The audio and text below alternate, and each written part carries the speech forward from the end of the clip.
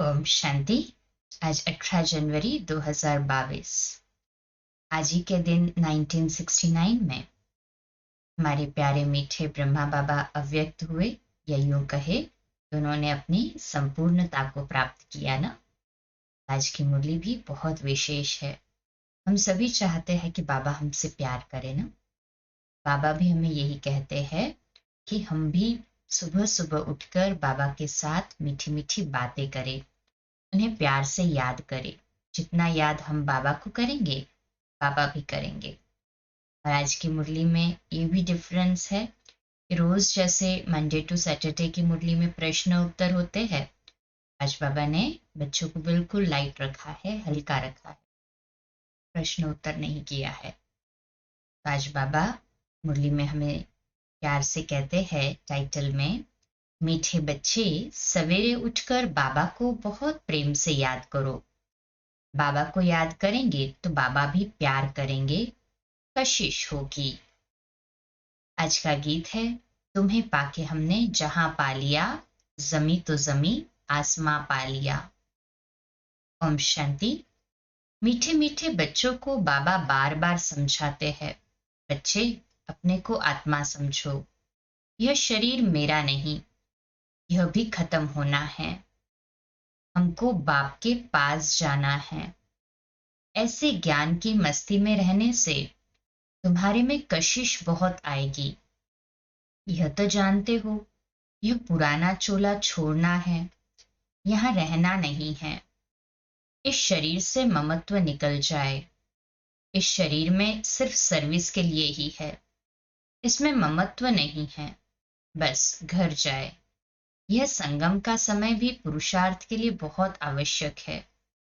अभी भी समझते हैं हमने 84 का चक्र लगाया है। बाप कहते हैं बल धंधा धोरी आदि करो।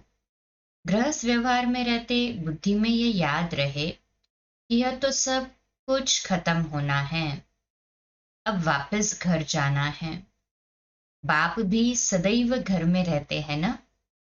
भल 8 घंटा धंधा आदि में लगाओ, 8 घंटा आराम करो, बाकी समय बेहद के बाप से यह वार्तालाप अर्थात रूहरिहान करो। बाप की श्रीमत है, मीठे बच्चे निरंतर याद की यात्रा पर रहो। जितना याद की यात्रा पर रहेंगे तो तुम्हारी प्रकृति दासी बनेगी। सन्यासी लोग कब मांगते नहीं हैं, वह योगी तो है ना। तो निश्चय रहता है कि हमें ब्रह्म में लीन होना है, बहुत पक्के रहते हैं। बस हम जाते हैं, यह शरीर छोड़ जाएंगे। बड़ी मेहनत करते हैं। भक्ति मार्ग में कई भक्त देवताओं से मिलने के लिए अपना जीवघात भी कर लेते हैं। आत्मघात तो नहीं कहेंगे ना, कि आत्मा तो अजर अमर अविनाशी है, शरीर का विनाश होता है, बाकी जीवघात होता है। तुम बच्चे योग में रहते हो तो जैसे अमर हो, कभी कोई भी ख्याल नहीं आएगा कि कुछ करे। योग में एकदम सुषुप्त अवस्था में चले जाते हैं, परंतु वह अवस्था मजबूत हो। पहले तो अपने अंदर देखना है कि हमारे में कोई खामी तो नहीं है। चेक करें, मेरे में कोई खामी तो नहीं है। खामी नहीं होगी तो सर्विस भी अच्छी कर सकेंगे। फादर शोज सन, सन शोज फादर। बाप ने हमको लायक बनाया है, और तुम बच्चों को फिर नए नए को बाप का परिचय देना है। बच्चों को बाप ने होशियार कर ही दिया। बाबा जानते हैं बहुत अच्छे अच्छे बच्चे हैं जो सर्विस करके आते हैं। रात दिन यही ख्यालात चलता है कि हम इनका जीवन कैसे बनाएं, इससे हमारा जीवन भी उन्नति को पाएगा। खुशी होती है ना। हर एक को उमंग रहता है हम अपने गांव वालों का उद्धार करें, अपने हमजीन्स की सेवा करें। बाप भी कहते हैं चैरिटी बिगिंस एट होम। बाप बैठ बच्चों को ही शिक्षा देते हैं कि बच्चे तुमको पहले अपनी उन्नति करनी है। बाप जानते हैं रूहानी कल्प वृक्ष कल्प पहले मिसल ही है। यह वृक्ष है ना, आत्माओं का वृक्ष है, इसलिए कल्प वृक्ष कहते हैं इसे। इनमें सभी सेक्शन हैं। तुम आगे चल सब साक्षात्कार करेंगे। कैसे सब रहते हैं? सीजरा तो जरूर है ना। बुद्धि भी कहती है वहां से आत्माएं फिर नंबरवार आती है। तो बच्चों का विचार सागर मंथन चलना चाहिए कि ऐसे ऐसे सर्विस करे, यह करे। साथ साथ बाप की भी याद रहनी चाहिए। सर्विस का शौक होना चाहिए, वो भी ख्याल करना चाहिए, परंतु बाबा कहते हैं बाबा की याद भी रहनी चाहिए। मेन प्राइम तो इम्पोर्टेंस बाबा की याद का है ना, तो बाबा की याद भी रहे, क्योंकि याद से ही उन्नति होती है। बाबा कहेंगे ड्रामा प्लान अनुसार जो पास हुआ वह ठीक है। नथिंग न्यू की स्मृति रहे कि जो भी ड्रामा प्लान अनुसार हुआ अच्छा है। लाडले बच्चे, आगे चल तुम्हारे में योग बल की ताकत आ जाएगी। महसूस करते हैं ना सभी कि जितना बाबा की याद में होते हैं तो योग बल से आत्मा में ताकत आती जाती है। कहें हाँ जी बाबा। योग से ही ताकत मिलती है। फिर तुम किसी को थोड़ा भी समझाएंगे तो झट समझ जाएंगे। यह भी ज्ञान बाण है ना। बाण लगता है तो घायल कर देता है। पहले घायल होते हैं फिर बाबा के बनते हैं। तो एकांत में बैठ युक्तियां निकालनी चाहिए। ऐसे नहीं रात को सोया सुबह को उठा, नहीं। सवेरे उठकर बाबा को बहुत प्रेम से याद करना चाहिए। रात को भी याद में सोना चाहिए। बाबा को याद ही नहीं करेंगे तो बाप फिर प्यार कैसे करेंगे? कशिश ही नहीं होगी। कल बाबा जानते हैं ड्रामा में सब प्रकार के नंबरवार बनने हैं, फिर भी चुप करके बैठे थोड़ी जाएंगे। बाबा तो शिक्षा देंगे ना, आया ही शिक्षा देने के लिए है, पुरुषार्थ कराएंगे ना। बच्चों को ड्रामा कह करके ठहर नहीं जाना है, नहीं तो अंत समय में बहुत पछताना पड़ेगा। नाहिक मैंने ऐसे किया, माया के वश हो गया। आपको तो तरस पड़ता है।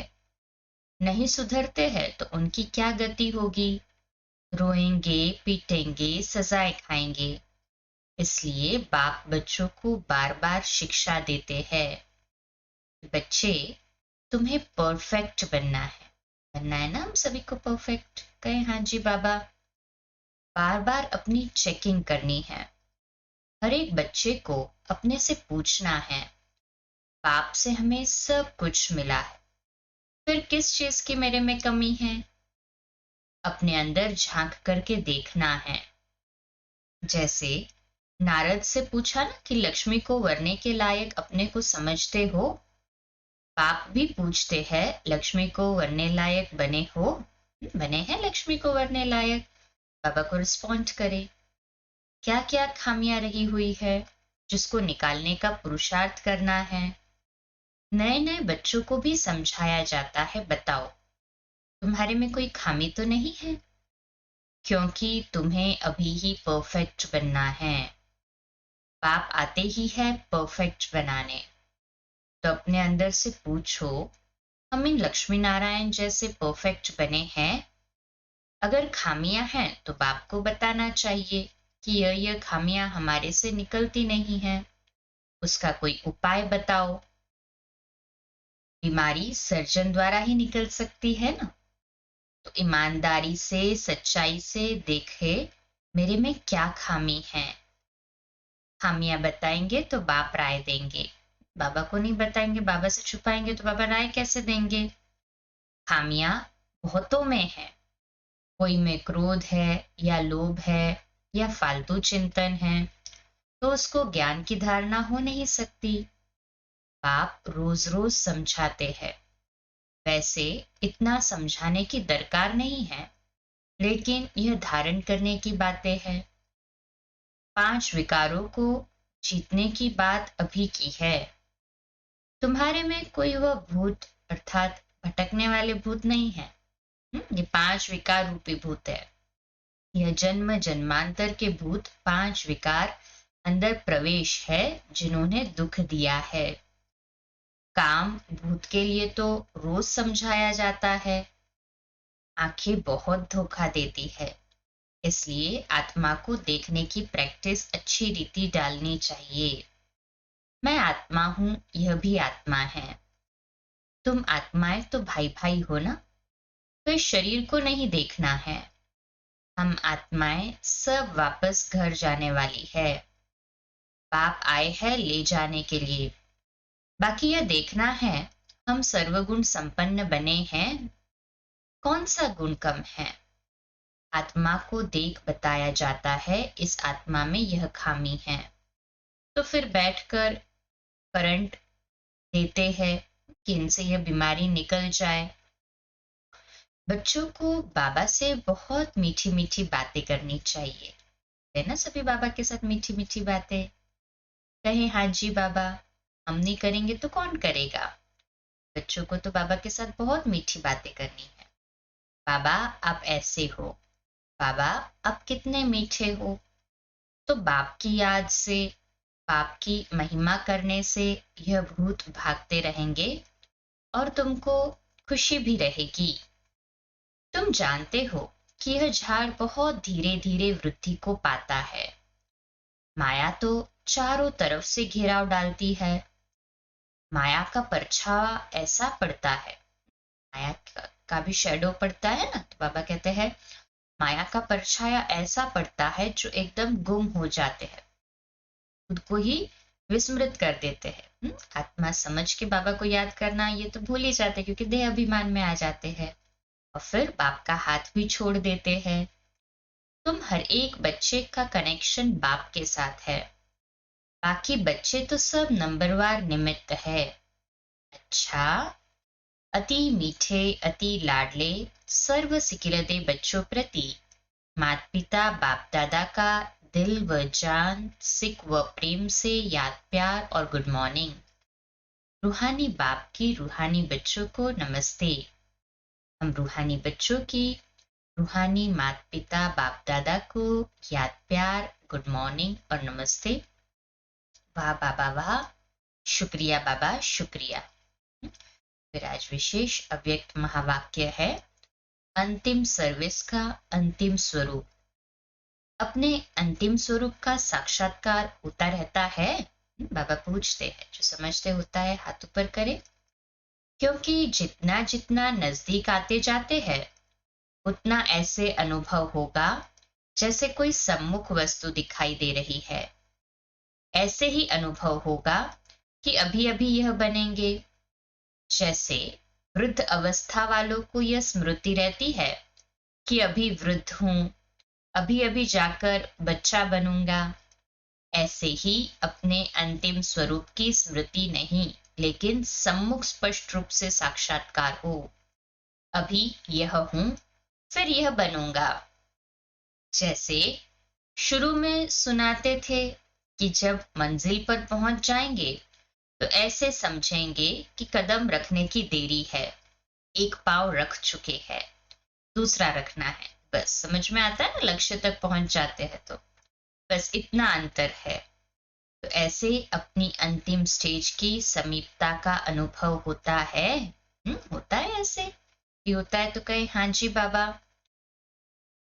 अपरोक्ष स्पष्ट साक्षात्कार होता है। बाबा पूछ रहे हैं, स्पष्ट साक्षात्कार होता है अपरोक्ष रूप में, जो समझते होता है हाथ ऊपर करे। जैसे आईने में अपना रूप स्पष्ट दिखाई देता है ना, वैसे ही इस नॉलेज के दर्पण में ऐसा ही अपना अंतिम स्वरूप स्पष्ट दिखाई दे। जैसे कोई बहुत अच्छा सुंदर चोला सामने रखा हो और मालूम हो कि हमको अभी यह धारणा करना है, तो न चाहते हुए भी धारण करने का समय जैसे जैसे नजदीक आता रहेगा तो अटेंशन जाएगा, क्योंकि सामने दिखाई दे रहा है। ऐसे ही अपना अंतिम स्वरूप सामने दिखाई देता है। पूछे स्वयं से, उस स्वरूप तरफ अटेंशन जाता है। वह लाइट का स्वरूप कहो व चोला कहो, लाइट हो, लाइट दिखाई पड़ेगी। मैं आत्मा भी लाइट स्वरूप और सभी लाइट स्वरूप दिखाई दे। फरिश्तों का स्वरूप क्या होता है? लाइट। देखने वाले भी ऐसे अनुभव करेंगे कि लाइट के वस्त्रधारी है। लाइट ही इन्हों का ताज है, लाइट ही वस्त्र है, लाइट ही इन्हों का श्रृंगार है। जहां भी देखेंगे तो लाइट ही देखेंगे। मस्तक के ऊपर देखेंगे तो लाइट का क्राउन दिखाई पड़ेगा। नैनों में भी लाइट की किरणें निकलती हुई दिखाई देंगी। तो ऐसा अपना रूप सामने दिखाई पड़ता है। दिखाई पड़ता है ऐसा रूप सामने, अनुभव किया सभी ने अभी? है हाँ जी बाबा। क्योंकि माइट रूप अर्थात शक्ति रूप का जो पाठ चलता है वह प्रसिद्ध कैसे होगा? लाइट रूप से। कोई भी सामने आए तो एक सेकंड में अशरीरी बन जाए, वह लाइट रूप से ही होगा। ऐसा चलता फिरता लाइट हाउस हो जाएंगे जो किसी को भी यह शरीर दिखाई नहीं पड़ेगा। विनाश के समय पेपर में पास होना है तो सर्व परिस्थितियों का सामना करने के लिए लाइट हाउस बनना पड़े। बने सभी लाइट हाउस? कहे हाँ जी बाबा। चलते फिरते अपना वह रूप अनुभव होगा। बाबा कहते हैं चलते फिरते अपने लाइट स्वरूप का अनुभव होना चाहिए। यह प्रैक्टिस करनी है। स्वयं को बिल्कुल हल्का महसूस करे, शरीर बिल्कुल भूल जाए। अगर कोई काम भी करना है, चलना है, बात करनी है, वह भी निमित्त आकारी लाइट रूप का धारण करना है। जैसे पाठ बजाने समय चोला धारण करते हो, कार्य समाप्त हुआ, चोला उतारा। एक सेकंड में धारण करेंगे, एक सेकंड में न्यारे हो जाएंगे। जब यह प्रैक्टिस पक्की हो जाएगी फिर यह कर्म भोग समाप्त हो जाएगा।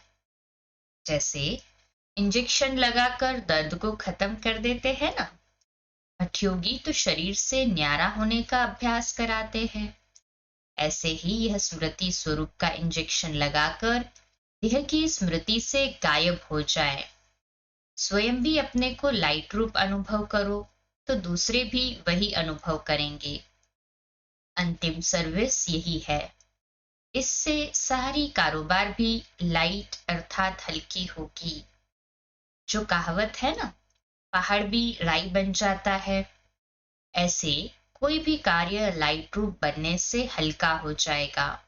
बुद्धि लगाने की भी आवश्यकता नहीं होगी, इतना लाइट हो जाएंगे। हल्के काम में बुद्धि नहीं लगानी पड़ती है ना।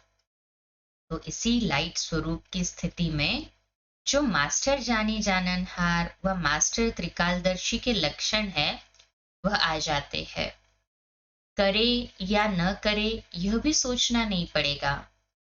बुद्धि में वही संकल्प होगा जो यथार्थ करना है। उस अवस्था के बीच कोई भी कर्मभोग की भासना नहीं होगी। जैसे इंजेक्शन के नशे में बोलते हैं, हिलते हैं, सभी कुछ करते, भी स्मृति नहीं रहती है। कर रहे हैं यह स्मृति नहीं रहती है, स्वतः ही होता रहता है।